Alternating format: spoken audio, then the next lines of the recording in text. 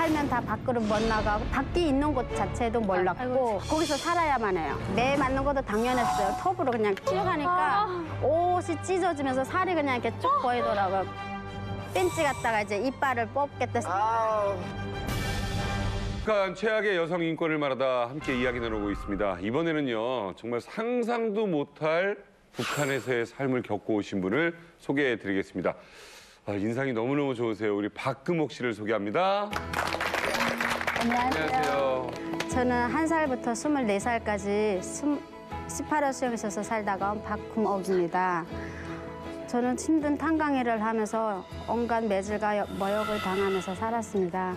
오늘 이만갑에 나와서 그 끔찍했던 18호 수용소의 생활을 모두 밝히고자 나왔습니다. 잘 부탁드립니다. 반갑습니다. 24년을. 이명선 대표님께 좀 먼저 여쭤볼게요. 18호 수용소 이게 뭡니까?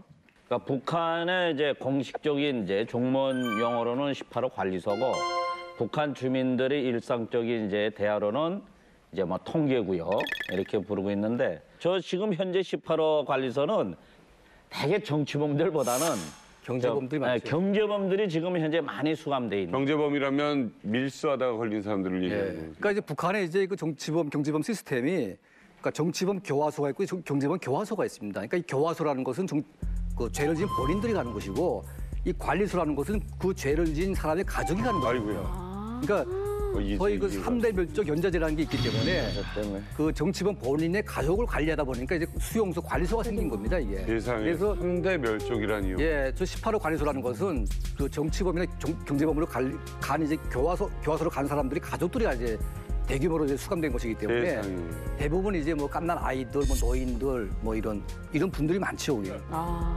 자, 지금 보면은 이게 평양에서도 그렇게 아주 멀지 않고요. 네. 그 국경 지역에서 굉장히 많이 떨어진 곳입니다. 예, 그러니까 저기 뭐 평안도의 이제 북창하고 개천 쪽은 이제 탄광이 아주 많은 지역이다 보니까 이 탄전을 활용해서 뭔가 일을 많이 해야 되지 않습니까? 그러니까 공짜 인력을 이제 활용하다 보니까 이게 뭐 18호 수용소, 14호 수용소 해가지고 수용소가 굉장히 많습니다, 거기에. 그래서 이 정치범 수용소와 경제범 교화소들을 만들어 놓고 이 인력을 공짜로 동원해가지고 막대한 석탄을 이제 캐내는 거죠. 그러니까 이런 목적으로 이제 수용소를 만들어 놓은 것 같습니다. 이게 이렇게 철조망도 있고. 진짜 철조망이 있습니까? 철조망이 있죠. 예. 철조망도 이제 전기 철조망까지 저는 저 주변에도 이제 여러 차례 이제 가보면 상당한 상엄한 이제 철조망 시설 감시 시스템이 돼 있고 1970년 초까지는 저 안에 있는 가족들은 이 결혼도 잘 안 시켰거든요. 아이고야. 그러다가 이제 최근에 이제 뭐 그 결혼도 시키고 뭐 이런 조금 한 마을이 완화가 돼버렸군요. 아니, 금옥 씨는 1살부터 저기 사셨다고. 어쩌다가 그렇게 되신 거예요?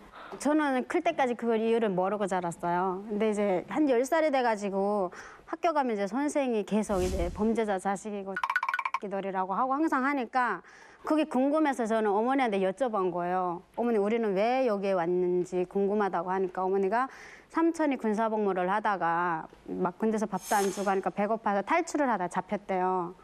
그래서 잡혀가지고 그때 저희 가족이 다 온 식구가 다 이제 그냥 몰려. 아니 뭐 큰 누구를 뭐 어떻게 한 것도 아니고 뭐 큰 일을 한 게 아니라 그냥 탈영했다고 온 가족까지 다 잡아서. 네, 학교가 있는 거죠. 네 학교는 있어요. 근데 선생님이 그런 얘기를 해요. 범죄자 자식. 그거는 흔한 얘기예요. 우와. 그냥 노래설이에요. 아이들한테 다 있는 데서? 네. 아이들이 잘못한 건 아니잖아요. 근데 우리는 그 집안의 내 자식이잖아요. 바깥 졸음하면 바깥 시적이잖아요. 그랬더니 거기 가서 18호 관리소라는 얘기를 그때 들었어요. 네, 코가면서 계속 듣으니까 그냥 그게 그런 소린가 보다 하고 듣었는데 이제 점점 성장하면서 그게 나쁜 소리라는 것도 듣어서 아니까. 다른 바깥 세상을 보고 들은 적이 없기 때문에 그게 다라고 생각했던 거죠. 부모 교육이 다고 학교에서 배우는 게 다고. 모두가 다 똑같이 산다고 생각했을 거예요. 네. 금옥 씨, 저기 지도 한번 보세요. 지금 본인이 살았던 곳이 저런 모양이었다는 걸 알고 있었어요?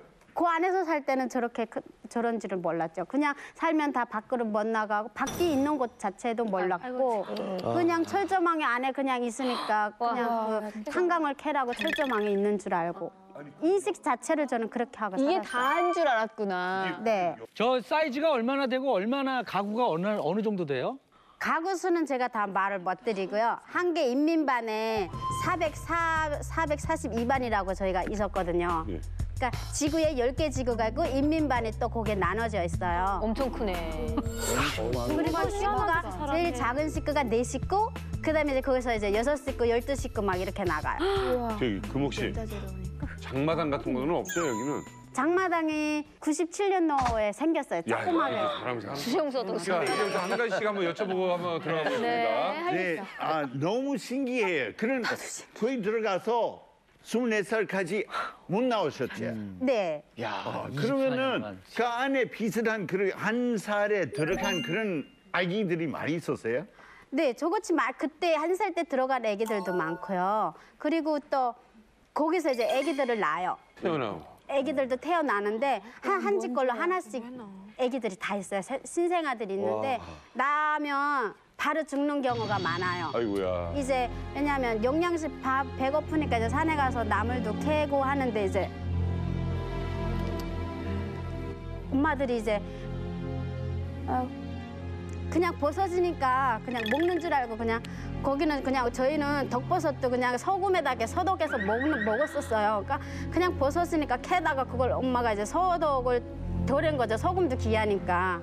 그래서 덜해가지고 먹고 그 모유수유를 하다 나니까 그 아기가 먹고 아기도 죽고 엄마도 같이 죽고 하다 나니까 아기가 태어나도 반은 죽었다고 보면 돼요.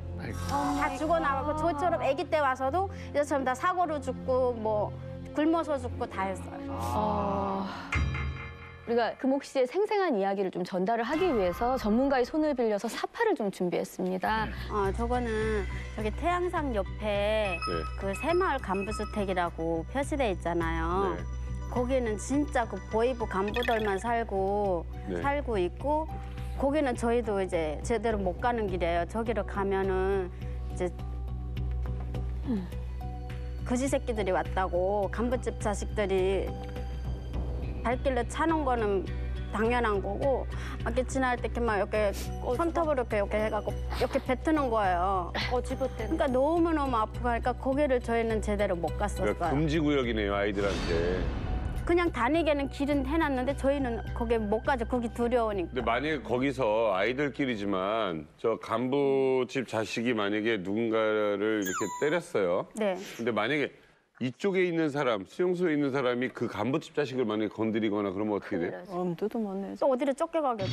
그 상상도 못할 일이에요? 네. 그 맞아도- 덤비지도 못하고 그냥 때리는 대로 다 맞아야 그 돼. 아이들한테 그게 배어 있는 거예요? 쟤들은 건드리면 안 된다? 그렇죠. 네. 거기 다 배어 있는 거예요. 걔네들 인식에는. 저 안에서도 또 계급이 있어요? 계급이 많아요. 저 안에도. 한영고등학교라고 태양상 네. 바로 위에 있는데요. 한영고등중학교는 이제 계급이 제일 낮은 이제 이주민들이나 네. 제일 하위층에 있는 사람들이 다니는 학교예요. 그래서 저희는 저기서 이제 학교를 다녔는데 거기서 학교는 공부 수업 시간이 6시간으로 돼 있어요. 근데 거기서는 이제 김일성이 그 가문에 대해서 교육만 2시간, 하루에 2시간 시키고 그리고 나머지는 이제 밖에 나가서 농촌 지원도 하고 도로수리도 하고 갱지원도 하고 그 동발도 또 끌어오고 나무 원동발. 수학이나 과학이나 뭐 이런 거 안 배워요 따로? 그냥 제목만 있지 저희는 배우지 못했어요. 뭐 김일성, 우상화 공부만 2시간 하고 나머지는 그냥 일? 네. 이거 뭐예요 이게? 그리고 97년 이후에 그 한영마을 우회로 해가지고 네. 또 하나의 철조망이 또 생겼어요. 왜요?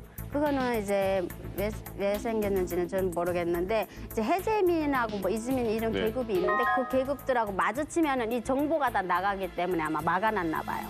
뭐야 이게 사람이 어떻게 계급을 그 안에다가 둬요 또? 계급이 어떻게 나뉘나요? 계급이 보위부라고 있는데 보위부에서 이제 보위부 지도원이 있고 그다음에 또 보위부에서 내려온 보안원이 직장 탄강에 배치가 돼 있어요. 네.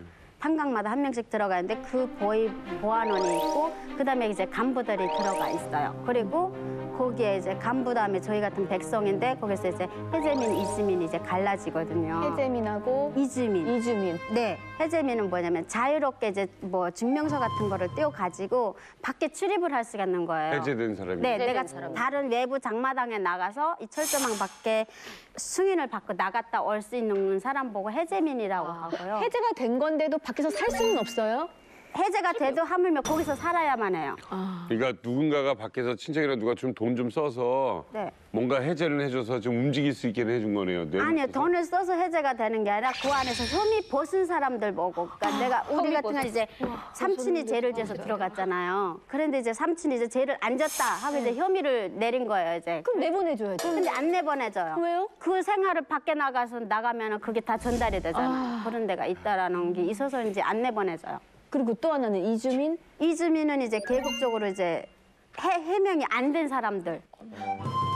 해제 죄가 벗겨지지 않은 사람들 보고 이주민이라고 해요. 야, 더 밑에 아무튼 내고. 영원히 못 떠나는 못 거네요. 떠나죠. 네. 영원히. 그 한번 이주민을 들어가면. 모아놓은 데가 이제 저 한영 마을이라고 해갖고 97년 이후에 저걸 다시 막아놨어요. 못 만나게. 네, 못 만나게. 아, 그러면 그 안에서 그렇게 계급이 나눠져 있으면 그 계급 어떤 그 특화된 그 계급대로 차별이 굉장히 심해요. 그 계급별로. 네. 이제 민증 까자 여기처럼 민증 까자 하면 민증에 이제 빨간색하고 검은색이 있는데 검은색 애들은 아예 아무 소리도 못 하고 그냥 너 무릎 꿇어 하면 무릎 꿇어야지 주고 하면 주는 신용까지 내야 돼요. 아, 너무 마음 아파. 이거 보니까 이거 탄광에서 일하는 사람들의 모습 같은데 여기 금옥 씨 그림 아니에요? 저기 이제 석탄을 갱 안에서 캐가지고서는 이렇게 이제 운반하는 과정이거든요. 근데 저거를 이제 사람이 밀어서 이제 건입장이라는 데까지 밀고 나오는 과정이에요, 저것이. 아, 여자도 그럼 남자하고 똑같이 저렇게 탄광에서 일을 합니까? 네, 남자는 그냥 무조건 그 석탄을 나오게끔 만드는 게 남자고, 그래서 그거는 이제 채탄공이라고, 저희는 이제 채탄 운반공이라고 돼 있어요, 여자는. 그러니까 운반한다고 해서 운반공이라고 하는데, 그 반장들이 그렇게 안 시켜요. 여자들도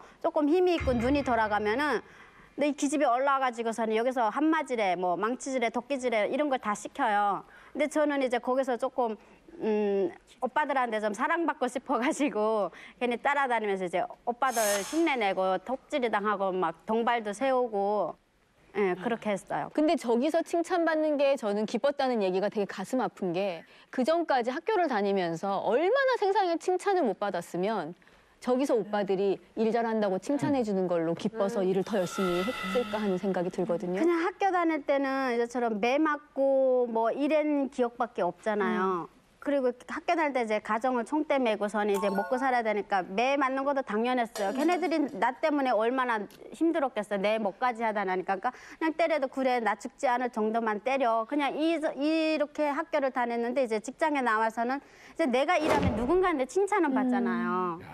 오빠들도 예뻐하고 그래 어디 뭐 직장장한 데라던가 이 지집에 일 잘한다 뭐 이런 말 한마디 해준 게 너무너무 고마운 거예요. 처음 들은 칭찬이니까. 근데 탄광일이라는 게 그 내부에서는 제일 힘든 거 아니에요? 제일 천한 일이에요, 탄광일이. 그러니까 여자가 그 탄광에서 일하고 나면 여기가 이렇게 안경 그려갖고 나와요. 그러니까 얼굴이 다 새까만데 이제 씻고 나도 그 눈집에는 안 지워져요. 그러니까 항상 그게 이제 안경을 그냥 자연산 안경을 그리고 다녔죠. 이거 사실 저도 하는데 이렇게 젊은 나이에 이런 위험한 곳에서 일을 하는데 사고가 일어나지 않았어요? 너무 많이 일어났죠. 저도 그 탄광일을 하면서 죽을 뻔한 고비를 너무 많이 겪었어요. 졸업하고 나서부터 저희 몸에 그 상처들이 다 그대로 남아 있어요. 그 탄광일 하면서 있었는데 한 번은 제가 이제 그 올리굴이라는 데서 이제 남자들이 발파를 해야지 석탄이 나오거든요. 그러니까 이제 발파를 하기 위해서 굴을 뚫는데 작업반장이 이제 한마디를 해라.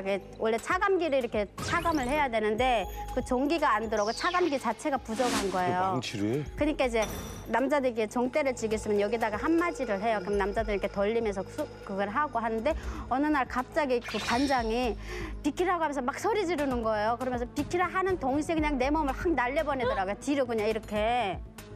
그러니까 그냥 나는 그 남자가 이게 던져보니까 그냥 쭉 따라 내려가지고 실린 게 강차에 실린 거예요. 그냥 밑에 탄 받으려고 돼 있는 그림에 있는 강차에 실린 거예요. 그러니까 그 강차가 이렇게 경사받으니까 그냥 쭉 내려갔는데 그 반장 덕분에 저는 거기서 살고 반장은 거기서 그 자리에서 죽은 거예요. 물통이 그냥 갑자기 물통이 탁 터진 거예요. 그냥. 근데 물이 터지면은 그냥 절절물이 아니라 그냥 순간 탁 터져가지고 그냥 갱이 다 잠겨버려요. 거기는.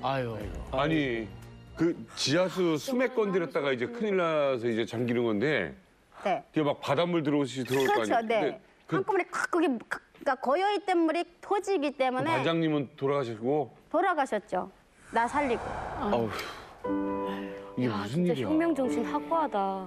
진짜. 근데 그 시체도 못 봤어요. 불쌍하지. 너무 마음 아프시겠어요.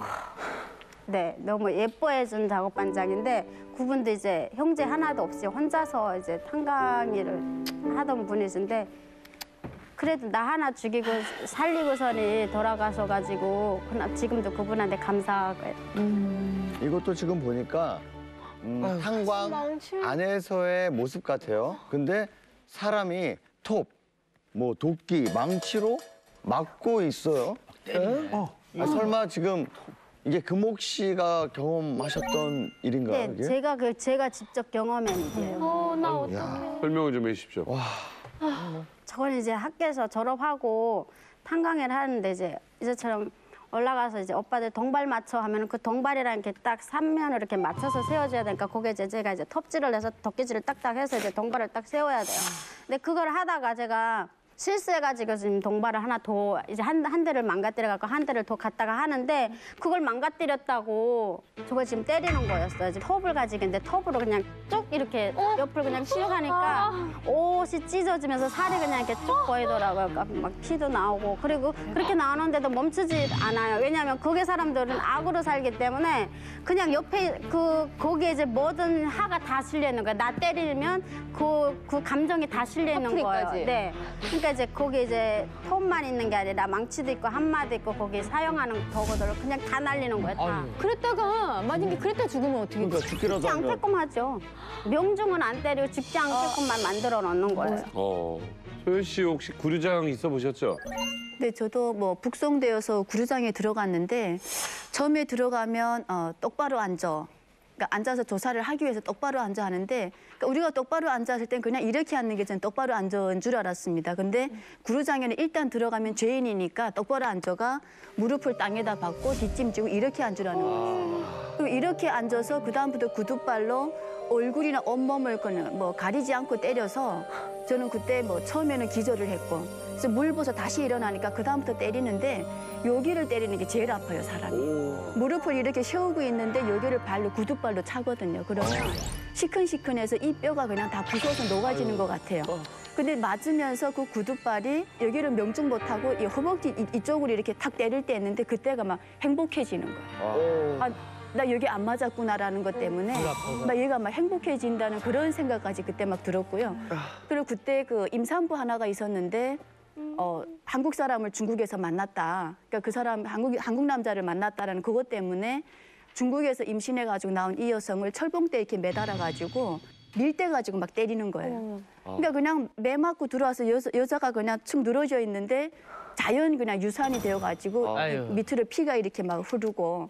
그러니까 그런 그 일들이 그 구류장이나 뭐 이런 수용소 그다음에 뭐 정거리 교화소 이런 곳에서는 매 맞는 거는 일도 아닌 거죠, 그냥. 저런 상태의 장소에서 금옥 씨는 어떻게 살았어요? 97년도에 이제 6개월 동안에 이제 저희 식구가 아버지가 먼저 돌아가셨어요. 3월 27일 아버지가 돌아가시고 아버지 그래. 연세 많으셨어요 그때? 50살이었어요. 왜 쉬운 살에 아버지가 왜 돌아가셨어요? 한강일을 오래 해가지고 폐가 많이 나빴었어요. 근데 진단은 뭔지는 몰랐어요. 그리고 배급도 안 주고 하니까 생활도 열악하고 하니까 뭐 많이 굶기도 하셨고 그리고 아버지가 3월 27일 날 돌아가시고 내 밑에 여동생이 그냥 또 4월 1일 날 죽고 여동생은 왜 몇 살인데요? 그때 3살, 4살이었어요. 4살짜리 동생이 왜 죽었어요? 그냥 영양실조로 죽었어요. 영양실조로 아이가 그러니까 앓지도 않고 그냥 동네에서 잘 사는 집에 그 밥이랑 하는 거 먹고 싶어가지고 계속 그러다가 그냥 갑자기 언니 나 저 집에 갔는데 박내가루 범벅이 해먹더라고 하면서 그거 되게 먹고 싶었대요.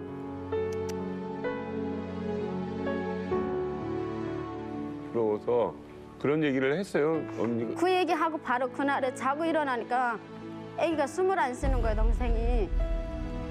근데 그때는 죽었다고 생각을 안 했었어요. 그냥 아버지 돌아가신 지가 이제 3일인가 4일밖에 안 됐는데 갑자기 그 동생이 죽었다는 건 믿어지지가 않았었어요. 그래갖고 그냥 자는 줄 알고 있었는데 계속 깨어도 안 이러라고 하니까 동네 분들이 와갖고 죽었다고. 그게 너무 부르지 말라고. 97년도. 네, 그리고 그 동생 장례는 치러졌어요? 못 치렀어요. 어떻게 했어요? 거기는 사람 죽으면 뭐 간이라는 것도 없어요. 부둥켜 안고 울 새도 없이 이모부가 너무 가슴 아프니까 울지 말라고 하면서 그냥 데리고 나갔어요. 그리고 이모부가 어떻게 처리했는지도 모르고 후에 물어보니까 산에 갔다가 덜담으로 이렇게 쌓아놨다고 하더라고요. 그래서 항상 산에 가서 나물 캐고 약초 캐고 할 때면 덜담 볼 때마다 혹시 밑에 동생 있지 않을까. 동생 어디 묻었는지도 모르겠네. 그거 묻을 이모부만 알죠, 그거를. 그러니까 장소가 어딘지를 모르니까 제가 산에 가서 덜담만 볼 때면 그 생각이 나는 거예요. 이 밑에 동생 있지 않나?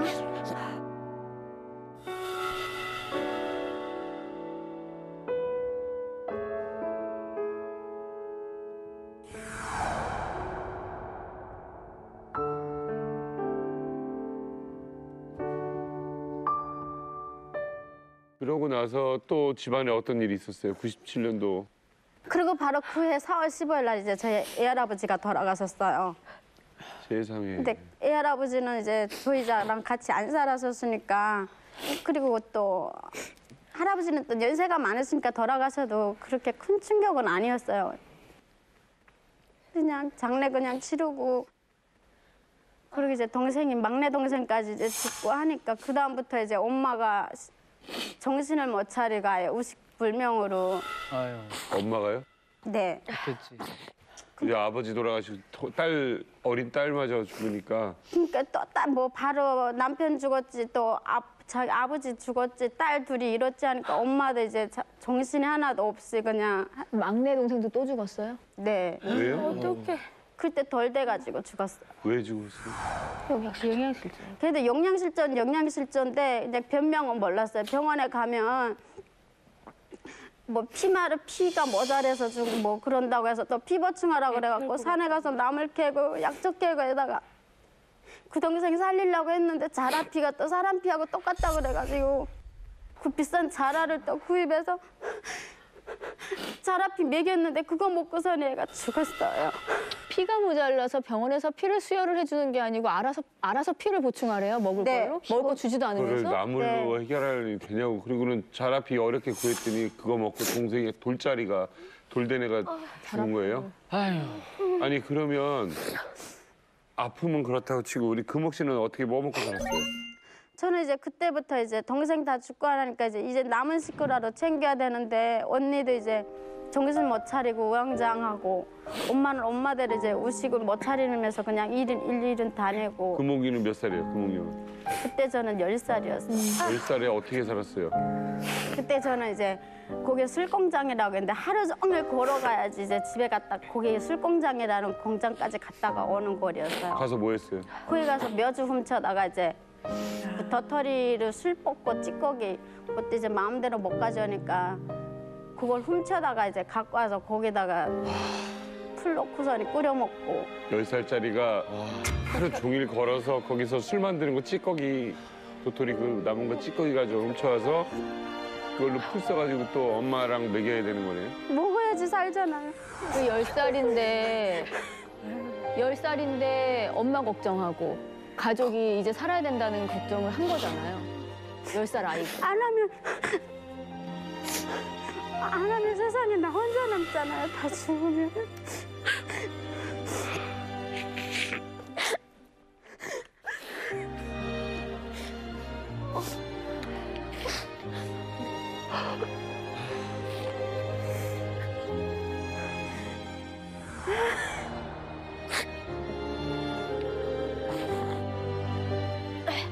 그러니까 다음날 일어나면 엄마가 죽지 않았나 확인부터 하고 숨 쉬나 숨 안 쉬면 흔들어도 보고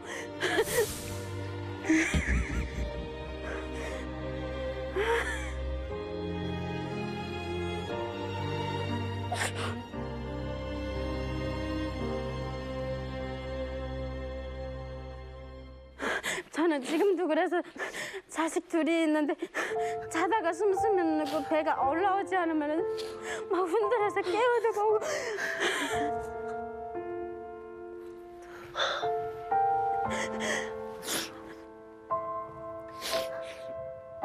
자다가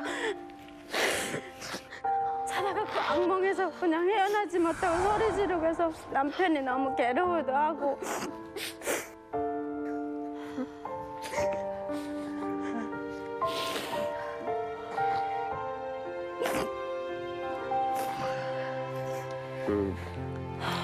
금옥 씨 아직도 그 뭐 아빠 모습, 엄마 얼굴, 그 먼저 세상을 떠난 그 어린 동생들 아직도 가슴 속에 그대로 박혀 있으신 것 같아요. 지금 남한에서 살면서도 내가 죄인이라고 하고 살고 있어요. 남한 와서 잘 살고 먼저 간 동생 생각도 안 하고 밥 먹을 때마다 너무 마음 아프고 밥 한 숟갈 남아서 먹기 싫었다가도 북에 있는 가족들은 이것도 없어서 못 먹는데 이게 얼마나 귀한 음식인데 그러면서 그 밥을 한 숟갈 마저 다 먹고 그래요 지금도.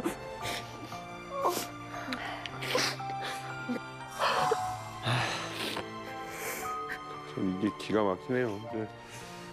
이제만 내려갑니다에서 오늘 뭐 여성들의 그 겪었던 이야기들 하고 있습니다. 물론 뭐 북한에 있는 남성들이라고 마음 편히 있었고 잘 좋았게 살았겠습니까마는 특히 일반 사람들도 살기 어려운데 18호 수용소 생활은 오죽이나 했겠습니까? 아휴, 참 볼수록 가슴이 아픈데요. 이건 지금 저 철조망 밑으로 땅을 파고 있는 모습인데 이건 어떤 상황이죠? 아, 제가 그거는 이제 친척 집에 도움 받으러 가려고 그 지금 땅을 파고 있는 그림. 그럼 철조망을 못 넘으니까 땅 밑으로 파고 넘어가려고 그러는 거예요? 네. 근데 저기 보초가 서 있는데요? 아, 버처가 서 있는데 그 버처 눈을 피해서 야밤에 저걸 지금 몰래. 파고 있는 거예요. 야, 넓기도 워낙에 넓으니까 네. 그래서 팠어요? 네, 파고 성공했어요. 와. 그러니까 저 한 번 성공을 위해서 여러 번을 저기를 덜한 거예요, 주변을. 야, 근데 21년 만에 처음 그 바깥을 나가 보신 거잖아요. 세상 밖을 처음 봤죠. 근데 일단 철조망 밖에 나가니까 완전 신세계였어요, 아예. 우리는 뭐 무릎 나간 바지에 뭐 신발도 다 떨어진 거 발가락 나간 뭐 신발에 이런 거 신고서는 돌아다니는데 거기 가니까 사람들은 아주 옷도 뭐 깨진 옷도 하나도 안 입었지 신발도 발가락 나간 신발 입은 사람도 안 보이지 신은 사람도 안 보이지 하니까 신세계였는데 이제 그때 저는 그냥 살아야 하니까 이름 석자에다가 그냥 총진 이 두 글자만 알고 이제 삼촌이라고 찾아갔었어요. 와, 대단하다. 아니 그때 그냥 나가서 도망가 버리지 그랬어. 엄마 때문에. 근데 내가 도망가면은 내가 먹고 살기 위해서 지금 친척 집에 도움 받으러 갔는데 어디로 도망을 가요? 갈 데가 어디가 있어요? 그래가지고 다시 들어가요? 네, 그래서 이제 친척 집에 가서 도움을 받아갖고 일주일 만에 다시 들어왔어요. 그 그 구멍으로. 사이에 어디 갔다 왔냐 이런 얘기는 안 해요? 그러니까 사람들은 동네 엄마부터도 동네에서 다 죽었다고 이제 그러니까 기한이 40일 넘게 기한이 걸렸어요. 갔다 오고 가고 하는데. 근데 저는 친척 집에 가 있었는데 딱 일주일 있다가 돌아섰는데 그 기한이 길에서 다 이제 흘러보낸 거예요. 나중에 거기서 안 걸렸어요? 들어가서. 네, 들어가서. 들어가서 왜 안 걸렸겠어요? 가가지고 이제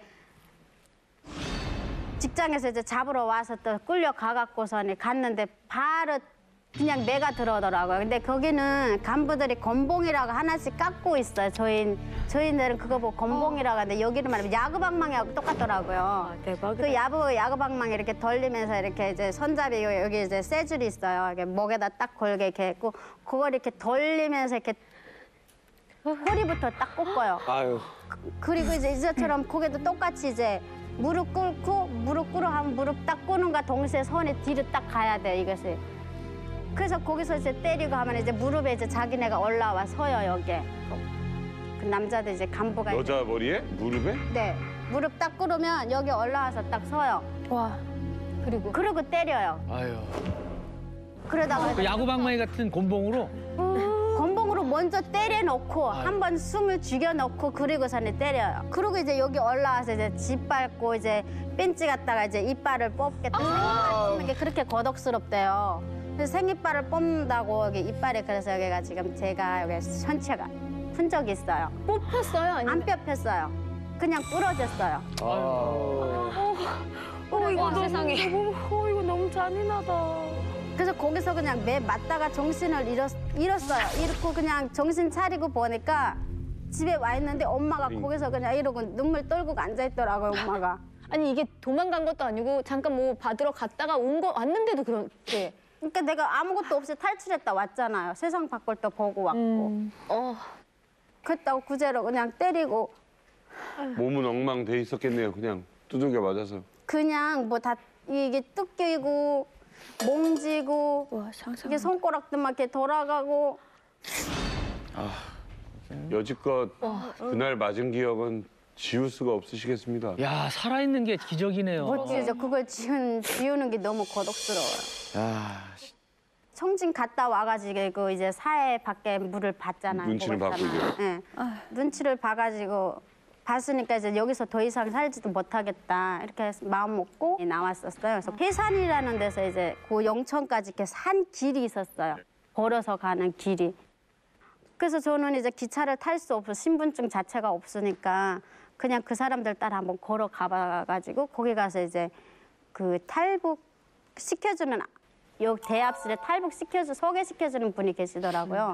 근데 그분이 이제 그 대합실에 하도 오래 있으니까 꽃집인 줄 알고 또 중국 안 가겠냐고 하는 거예요. 그래서 중국이 어디냐 하니까 그 바로 앞에 가더니 두만강이라고 하면 저 맞은편에가 이제 저기 중국이라는 거예요. 세상을 아예 모르니까. 중국 여기 코앞에 있는 거예요. 그러니까 저 강만 건너면 중국인데 저거 그냥 걸어서 가도 되지 않냐. 그러니까 여기 처병들이 있는데 어떻게 걸어가냐고. 근데 일단 가겠다고 마음 먹으면 가게 해준다고 그러시는 거예요. 그래서 그때는 간다고 안 했죠. 이제 내가 가면은 이제 혼자 남겨줄 엄마, 언니는 어떻게 하나 하고 그냥 그때는 호기심 없이 갔어요. 지금은 어머니 어디 계세요? 어머니 지금은 어디 계시는지는 몰라요? 네.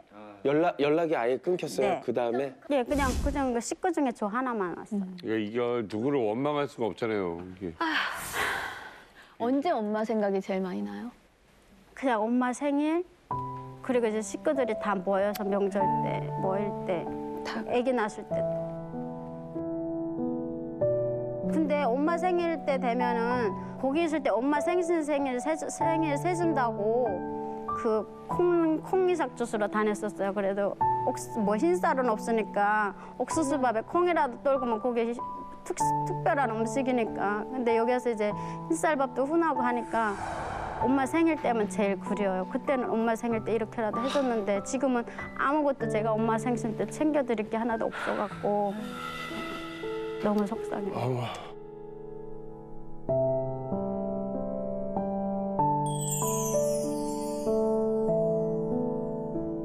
지금에서 그래서 엄마 심정을 이해하고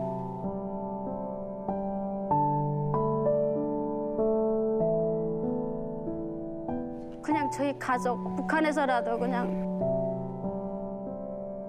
굶지 않고 먹고 살고 있었으면 좋겠어요. 한국까지는 못 오더라도 굶지 않고 그냥 목숨만 붙어 있었으면 좋겠어요.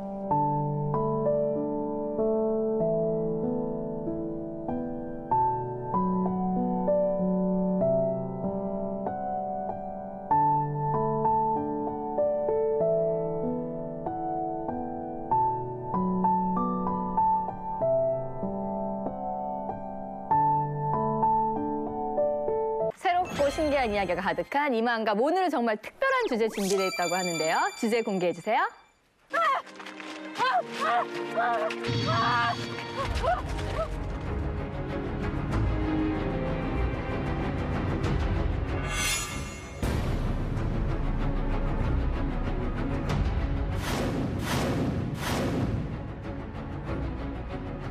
주문이 들어오는 거죠. 중국 내수 쪽에서부터.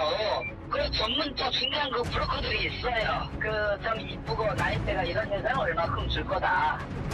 와서 이 사람이 중국 사람이라는가 중국 사람까지 와서 얘기 좀 하란 말이다. 무슨 아무것도 말할 줄도 모르고 하니까 무슨 그거 하라는 대로 따라만 되겠지.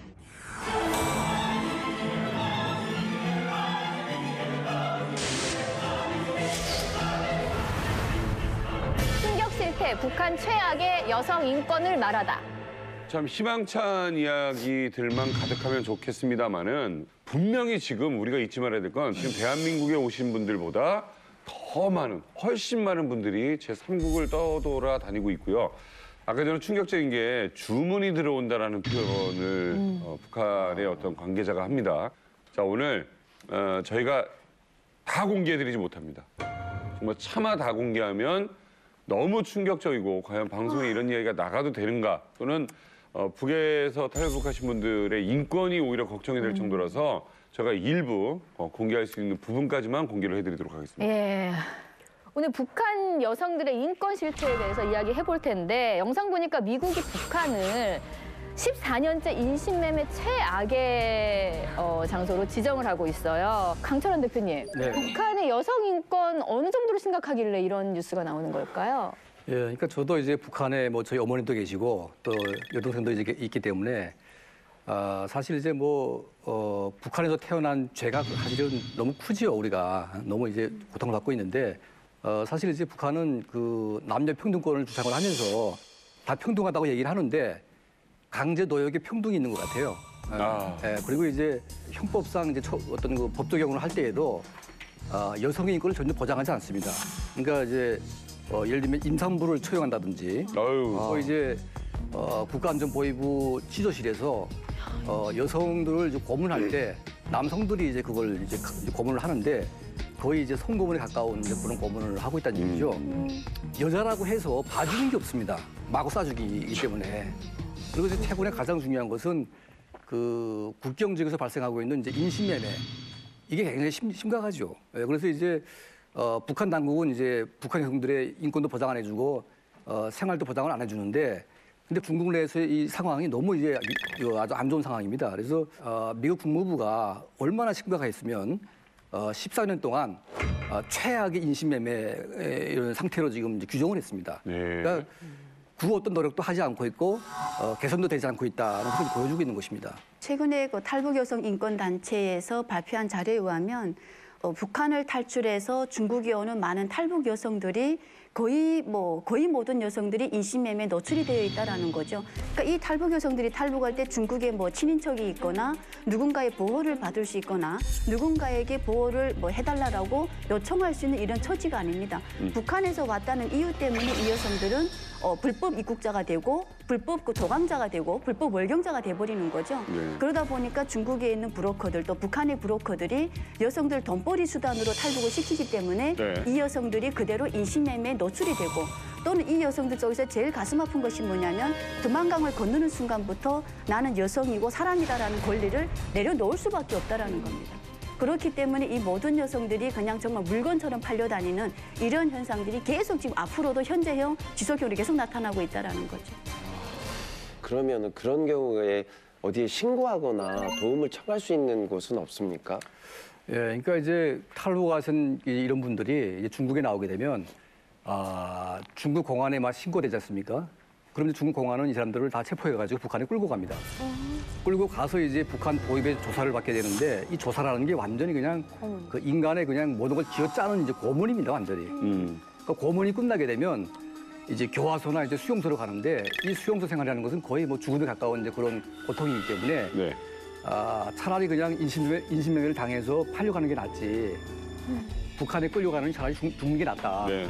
이렇기 때문에 이분들이 말을 할 수가 없습니다. 그러니까 이걸 악용을 해서 서희 중국의 악독 브로커들이 여성들의 인권을 완전히 무참하게 짓밟으면서 이분들을 갖다 인권 유리를 하는 거죠. 네. 예. 그러니까 이런 탈북 여성들이 잡혀서 북송이 된다라고 하면 실제는 북송당한 여성들이 얼마나 많겠습니까? 그럼 북한 정부가 자국민들, 즉 북한 주민, 북한 여성을 보호하기 위해서 중국에다가 그런 문제 제기를 해야 되고 이런 법적인 차원에서 해결을 해야 되는데 오히려 북한에 잡혀간 탈북 여성들을 감금을 시키고 너희 중국에 왜 탈북했느냐? 또 중국에 가서 종교를 접했느냐? 남한 사람을 만났느냐? 또 중국에 가서 너희가 팔려다녀서 중국 놈을 만나니까 좋더냐.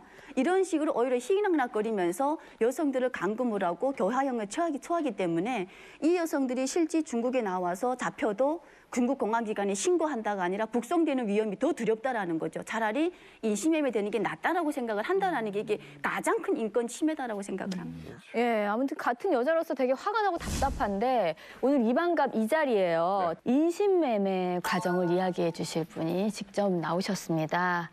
김다희 씨 나오셨습니다. 네, 안녕하세요. 저는 북한에서 이제 부모님을 여의고 가난에서 벗어나기 위해 탈북을 한 김다혜입니다. 네. 저는 그 두만강을 건널 때 그 중국에 가면 돈도 많이 벌고 잘 살 수 있는 그런 부푼 꿈을 갖고 왔는데 이제 중국에 와서 인신매매를 당해 그런 가슴 아픈 사연을 오늘 저희가 이만갑에서 얘기하려고 합니다. 24살 때 친구랑 같이 이제 두만강을 브로커 없이 건넜어요. 두만강을 건너가지고 딱 오니까 별장이 하나 있더라고요, 강 옆에. 그래가지고 거기에 찾아두고 가니까 아무도 없었어요.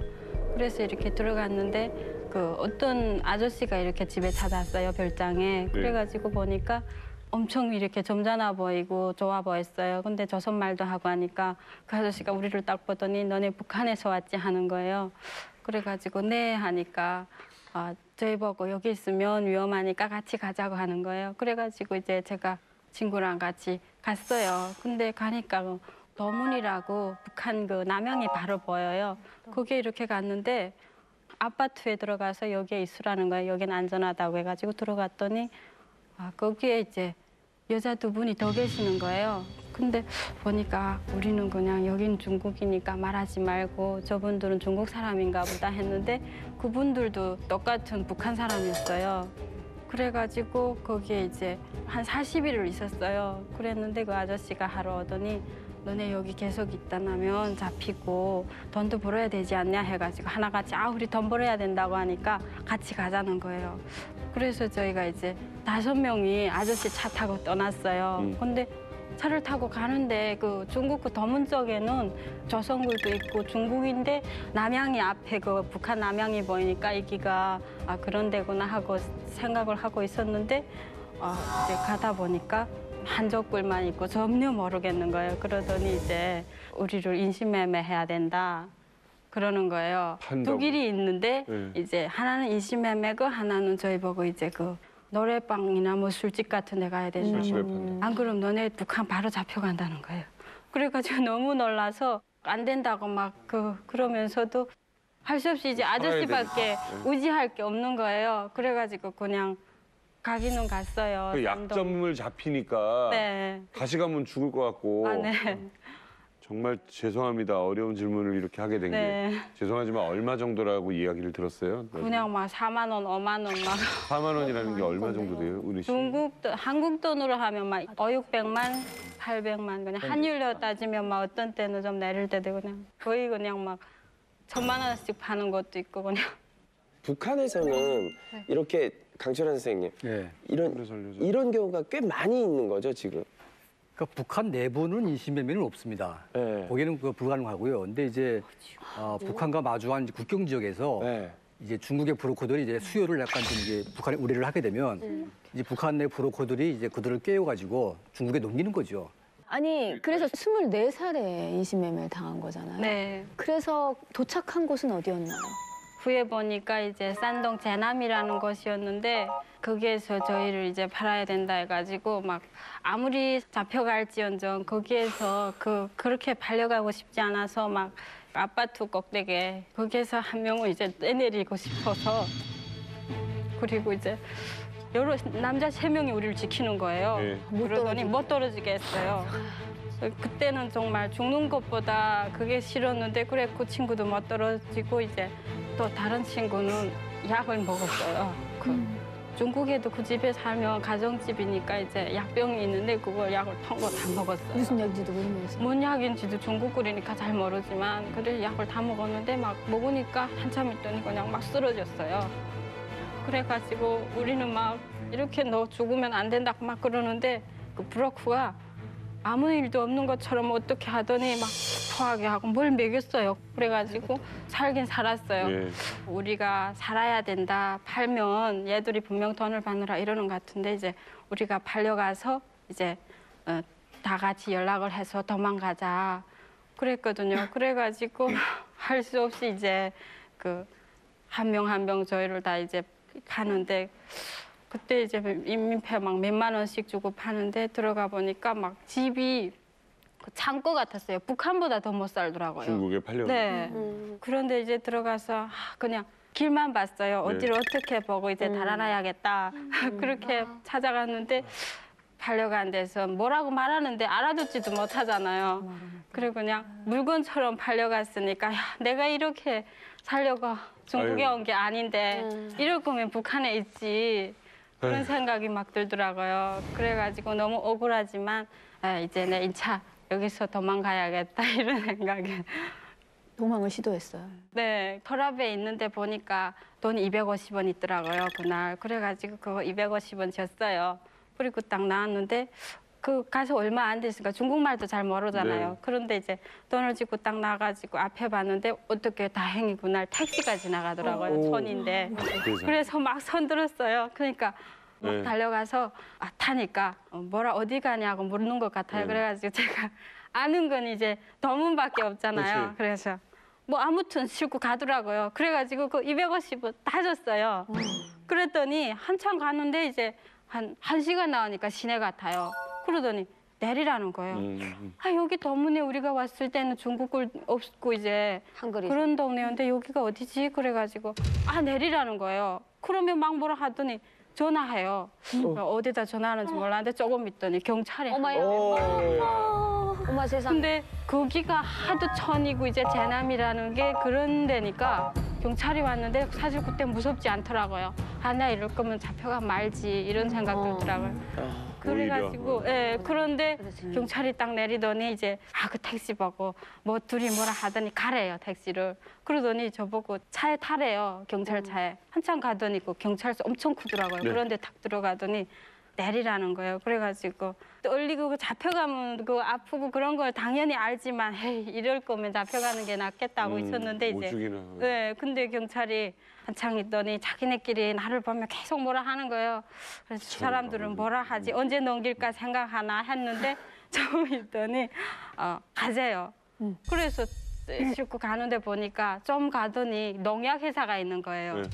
그런 회사에 가서 내리래요. 그래서 왜 내리라는가 하니까 내리면서 이제 그 형사가 뭐 이렇게 쭈글쭈글한 걸 뭐 손에 쥐어주는 거예요. 이렇게 쥐어줘요. 네. 그래서 이렇게 봤더니 돈이에요.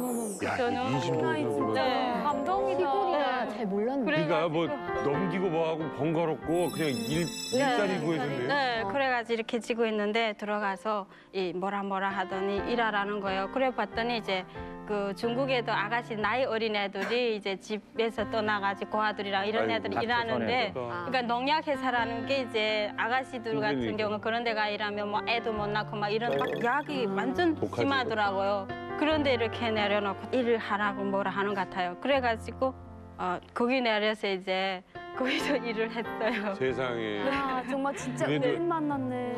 진짜 다행히 감사해요. 좋은 사람 만난 거네요. 네, 그러니까 저한테는 경찰이고 공항이 너무 운이에요. 야. 자. 중국에서 그렇게 잡혀서 있을 때 네. 뭐가 제일 힘들었어요?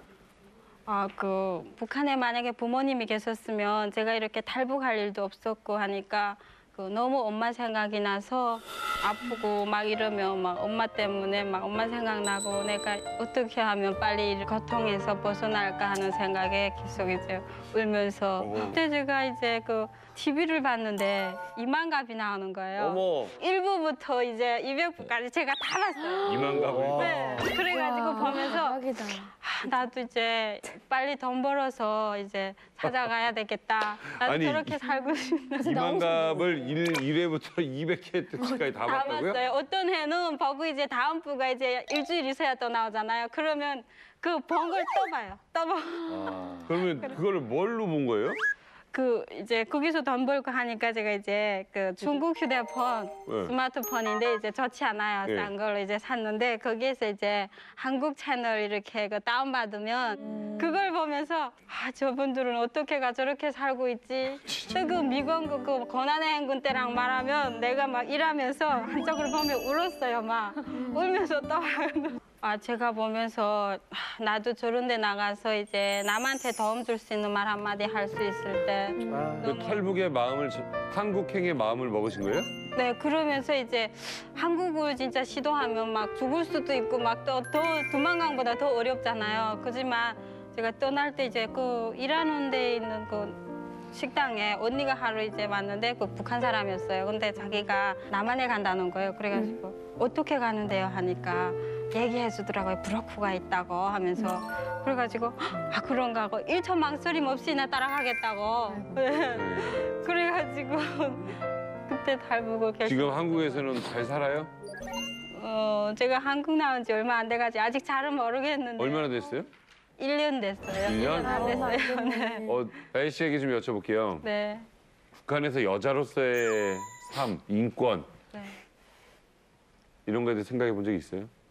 그거는 저희로서는 생각할 수 없어요. 그냥 먹고 살기 힘드니까 당장 한 끼 그냥 오늘 아침이면 점심거리, 또 점심이면 저녁거리나 생각하지 저에 대한 그런 건 없었던 것 같아요. 아니 지금 여기 계신 분들이요. 네. 믿어지지 않는 삶을 겪고 오신 분들이고 사실은 저기 앞에 있는 우리 아라 씨나 은하 씨, 뭐 소희 씨 다 예쁘다고 우리가 칭찬하지만 저분들이 겪은 일들은 저희가 정말 사실 대한민국에서 나고 자란 사람들은 잘 모르는 얘기거든요.